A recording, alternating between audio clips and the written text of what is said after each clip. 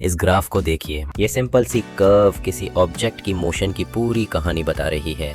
क्या आपने कभी सोचा है कि यूनिफॉर्म एक्सेलरेशन का distance time graph straight line ना होकर कर्व क्यों होता है? मान लीजिए एक कार यूनिफॉर्म एक्सेलरेशन से मूव कर रही है। हर सेकंड उसकी वेलोसिटी सेम अमाउंट से बढ़ रही है। पहले सेकंड में कार 5 मीटर कवर करती है, दूसरे सेकंड में 15 मीटर, तीसरे सेकंड में 25 मीटर। हर अगले सेकंड में कार पहले से ज्यादा डिस्टेंस कवर कर रही है क्योंकि उसकी वेलोसिटी कंटिन्यूअसली बढ़ रही है। इसी तरह की मोशन को यूनिफॉर्म एक्सीलरेशन कहते हैं।